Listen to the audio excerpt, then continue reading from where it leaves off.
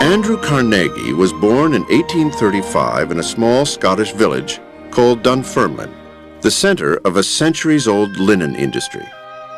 As a young boy, Andrew thought he would be a handloom weaver like his father. But in the 1840s, machines put these hand craftsmen out of work. The Carnegie family was nearly destitute when Andrew's mother, Margaret, decided they would emigrate to America.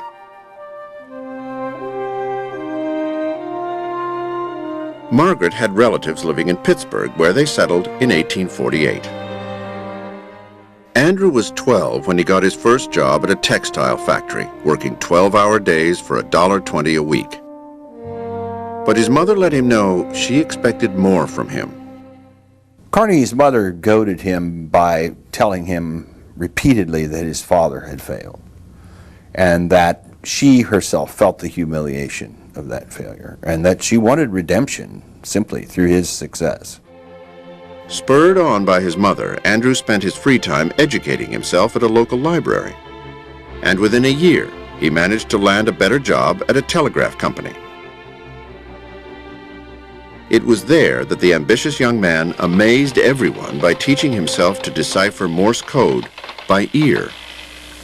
My boy, as far as I know, there are only 2 people in the whole world who can take a message straight from the key. Thank you, Mr. Scott. Young Carnegie soon caught the attention of Tom Scott, a top executive at the Pennsylvania Railroad, one of the largest railroads in the country.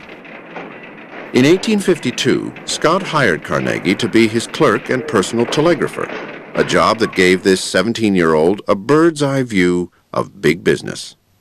He was able to watch the mighty of the land as they ran one of the largest businesses in the country, and that taught him a lot, especially because it was a very well-run business. One morning in 1855, Carnegie was alone at the telegraph desk when news came over the wire that one of the Pennsylvania's trains had crashed. To keep trains from backing up, Carnegie knew someone needed to give immediate orders to clear the wreckage, but Scott was out of the office. Customarily then, one waited for the superintendent to reappear and give the necessary orders. But Carnegie simply sent the telegraphed orders to the line to clear the way and sign Scott's initials to the telegram, as though he were in fact Scott himself. He seized the day. Scott was so impressed with Carnegie's quick thinking that he made the young man his protege. Scott would show Carnegie not only how to run a huge business profitably, but how to invest money. Over the next 12 years, Carnegie made tens of thousands of dollars from investments, though by today's standards, he was using what is known as insider information. Strictly speaking, a lot of his early investments by today's laws would be illegal. He got involved in the sleeping car business because he knew from his insider information with the railroads that sleeping cars were going to become widely prevalent on American railroads. As a railroad insider, Carnegie also had advanced knowledge that the industry was about to switch from iron to steel tracks. Carnegie saw a chance to make a fortune. He opened his first steel plant in 1875 and immediately began maneuvering to take control of the entire industry. He wanted to drive the other people out of business.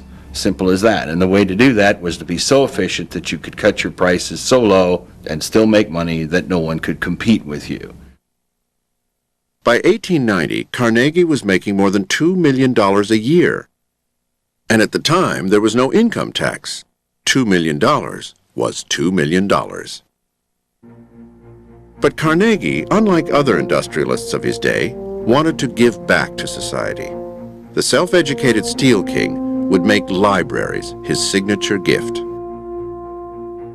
Reading had opened the world for him. It made him a more worthwhile person, a wiser person, if you will, a person who could see beyond his own immediate concerns. And he wanted to make that possible for other people who came after him. Carnegie also began publishing articles and books extolling American democracy and advocating the rights of the working man. Through his writings and his libraries, he came to be known as a millionaire industrialist with a working-class heart. But for all his good thoughts and deeds, conditions at Carnegie's factories were no better than anywhere else in the industry, His employees worked 12-hour shifts, 7 days a week, with just 1 day off a year. The average annual salary was $520, barely enough for a worker to live on.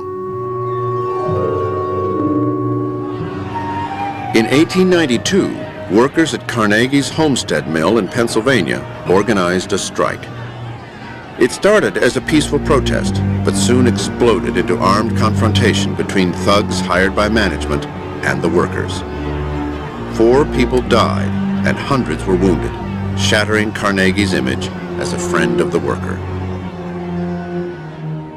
His beliefs came into conflict at this moment, and he chose power, market power, money, over his previously stated beliefs in the importance of the rights of the laboring people in those plants.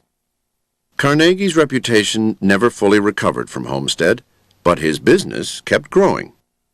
By 1900, Carnegie Steel was one of the largest companies in the world, and as chief owner, Andrew Carnegie wielded tremendous power. He had the power to create or destroy jobs for directly and indirectly hundreds of thousands of people. He had the power to affect the economic well-being of whole cities and towns. And he could do that just on the basis of his own desires, his own decision. There's no one alive today who exercises a similar power. But at the peak of his power in 1901, Carnegie shocked the world when he accepted an offer from financier J.P. Morgan to buy Carnegie Steel.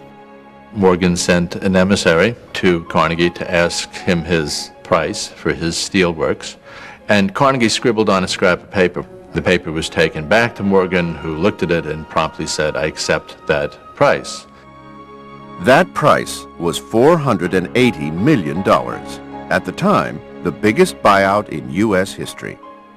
When Morgan handed Carnegie the check, he congratulated him on being the richest man in the world. Selling his company allowed Carnegie, who was now 65, to devote all his time to giving away his millions. Carnegie, at an early age, decided that he would not die rich. As he famously said, the man who dies rich dies disgraced. He had this notion that a person should spend the first half of his life making money and the second half of his life giving his money away.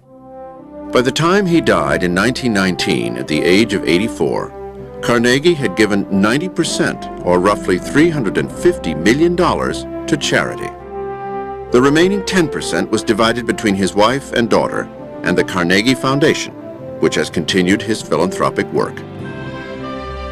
Today, there are more than 3,000 Carnegie libraries around the world.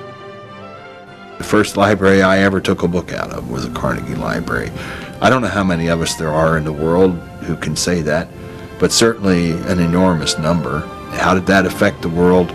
Hard to know, but it seems inconceivable that it didn't affect the lives of millions of people over time.